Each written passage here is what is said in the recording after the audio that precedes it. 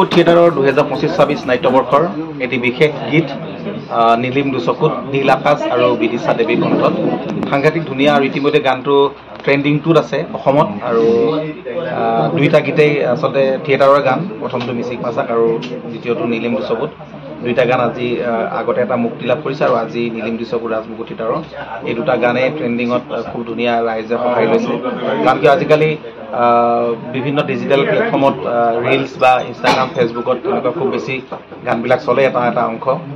আৰু খুব ভাল লাগিছে অসমবাসী ৰাইজে গানটো মুক্তিৰ পূৰ্বেই আজি ফুল ভিডিঅ'টো আমি ৰাইজলৈ আমি উপহাৰ হিচাপে আগবঢ়াইছোঁ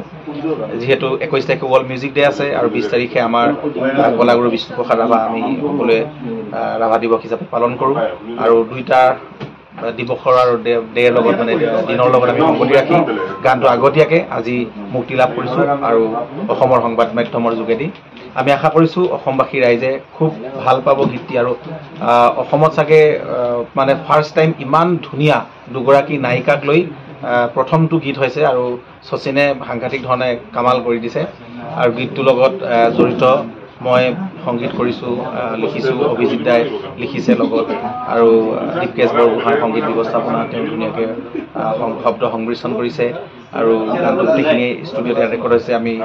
আধা মৰাণতো হৈছে নীলে তাতে গাইছে আৰু যিমানখিনি জড়িত হৈ আছে শচীনৰ লগত মানস কেশৱে এডিটিং কৰিছে আৰু আশা ময়ূৰী দুগৰাকী অভিনেত্ৰী গুঞ্জন গোটেই টীমটো চিন্ময়দা আছে লগতে কৃষ্ণমণি দা আছে সাংঘাতিক ধুনীয়া এটা টীম আৰু ৰাজমুকুট থিয়েটাৰৰ সদায় ব্যয়বহুল প্ৰযোজনা ব্যক্তিক্ৰমী প্ৰযোজনা মহাভাৰতৰ শেষ অধ্যায় এখন নাটক অভিজিৎ ভট্টাচাৰ্যৰ আৰু এইখন নাটকে এটা বেলেগ ধৰণৰ এটা বাৰ্তা দিব এবাৰ আৰু এটা জোকাৰণি সৃষ্টি কৰিব ভাবিমান এইটো মানে গম পাইছোঁ কাৰণ কিয় আৰম্ভণিতে যিহেতু এটা গীতটোৱে যদি ইমান ধুনীয়া এটা ভাল হৈছে ইমান ধুনীয়াকৈ এটা পৰিৱেশ তৈয়াৰ কৰিছে আৰু নাটকখন ডেফিনেটলি ভাল হ'ব অসমবাসী ৰাইজক অনুৰোধ জনাইছোঁ আপোনালোকে ৰাজমুকুট থিয়েটাৰক মৰম দিয়ক আমাৰ গীতটোক মৰম দিয়ক আৰু আপোনালোকে সকলোৱে ৰাজমুকুট থিয়েটাৰৰ যিটো অফিচিয়েল ইউটিউব চেনেল তাত আছে আপোনালোকে উপলব্ধ হ'ব আৰু লগতে ৰাজমুকুট থিয়েটাৰৰ যিটো অডিঅ' প্লেটফৰ্ম যোগে গানটো গোটেই অডিঅ' ষ্ট্ৰিমিং কৰা হৈছে আপোনালোকে তাতে গানটো শুনিবলৈ পাব আজি মুক্তি পালে আৰু এইটো এটা এই বছৰৰ হেমন্ত থিয়েটাৰ গীত আৰু ইতিমধ্যে ৰিলছত দৰ্শকৰ মাজত খুব সমাদৰ লাভ কৰিছে সকলোৱে খুব হিচাপ প্ৰয়োগ কৰি আছে গানটো লাগে আৰু আজি অৱসৰত গানটো মুকলি কৰি দিয়া হ'ল আৰু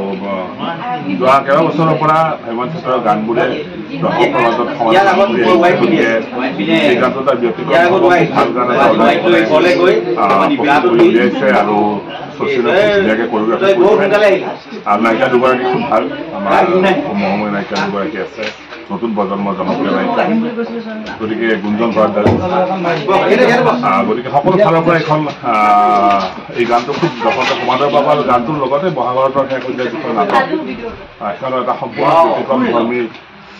এখন নাটক গতিকে সেই নাটকখনো দৰ্শকে আদৰি ল'ব বুলি আশা কৰিছোঁ আজি আমাৰ সন্ধিয়া আমাৰ লগত লগ দিয়াৰ বাবে আৰু সঁচাকৈ খুবেই ভাল লাগিছে ইতিমধ্যে ভিডিঅ'টো আমি চালোঁ খুব সুন্দৰকৈ কোৰিঅগ্ৰাফ কৰিছে ডিৰেকশ্যন দিছে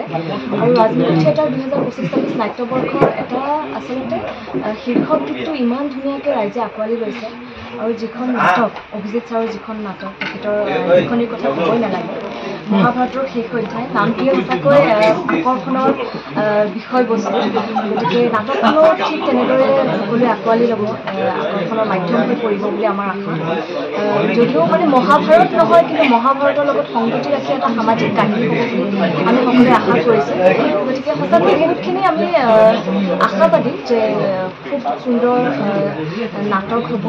গোটেইখন নাটকেই প্ৰত্যেকখন নাটকেই ৰাজমুকুট থিয়েটাৰত সুন্দৰ হ'ব বুলি আমাৰ বিশ্বাস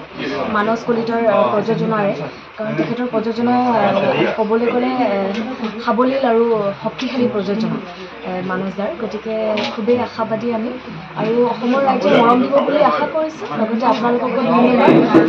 গানটো আমাৰ যিটো নীলিম দুচকুত গান এই গানটো ইমানখিনি মৰম দি ট্ৰেণ্ডিঙলৈ আনিছে গতিকে টিমটোও খুব সুন্দৰ গতিকে নাটক চাই এইবাৰ ৰাইজে খুবেই ভাল দিয়া হৈছে গতিকে বিৰাট ভাল লাগিছে আমি অযোধ্যাই অলৰেডি কৈছে অযোধ্যাই প্ৰথমবাৰ দুগৰাকী অভিনেত্ৰীক লৈ পেলাই কাম কৰিছে গতিকে এইটো এটা সঁচাকৈ চেলেঞ্জিং আৰু টাফ চ' বিৰাট এক্সাইটেড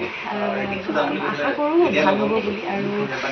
যোৱা বিগত দুবছৰে আপোনালোকে যেনেধৰণে মোক মৰম দিলে ভ্ৰাম্যমান জগতত এইবোৰ আপোনালোকে তেনেধৰণে মোক মৰম দিলে বুলি আশা কৰিলোঁ আৰু এই চেগতে ক'ম কি ৰাজনীতি থিয়েটাৰ এইবাৰ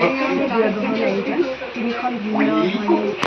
মাত লোৱা হৈছে গতিকে আৰু ষ্টাফ ইয়াত ভাল ষ্টাফ মই